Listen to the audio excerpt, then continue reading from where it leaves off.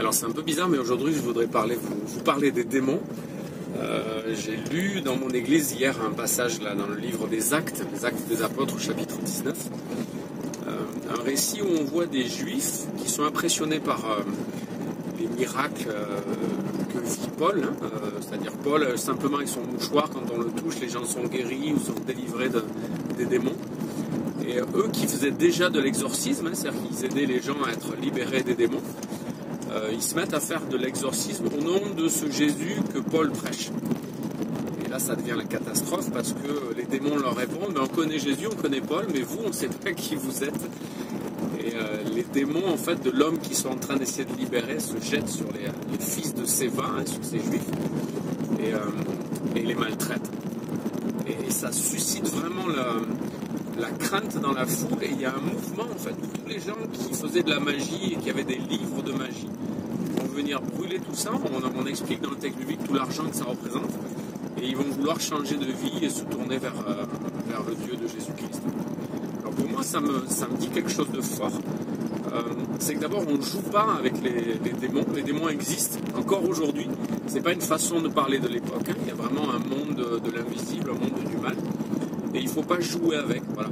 Ce qu'ont voulu faire les fils de Séva, ces juifs, ils ont voulu jouer avec une formule, et pensant qu'avec cette formule, ils auraient une autorité sur les démons. Mais on n'a pas d'autorité si on n'est pas en lien direct avec Jésus-Christ.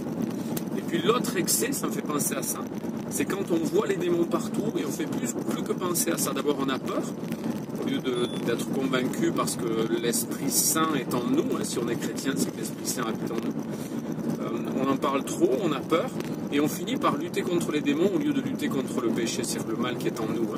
Ça nous déresponsabilise en fait. Le mal, il est en dehors de nous, c'est les démons, c'est les méchants, c'est à cause d'eux, et on oublie en fait qu'il y a un vrai combat. Ce que la Bible nous demande, et je termine là-dessus, c'est de résister au mal. Donc les démons existent, il faut résister à la tentation, il faut résister à leur action. Mais en fait, il ne faut pas lutter contre les démons, en fait, pour essayer absolument de chasser les démons. On n'est pas Jésus, on n'est pas l'apôtre Paul. Peut-être qu'il y a des situations très particulières où on va prier pour quelqu'un qui semble possédé, mais c'est très rare.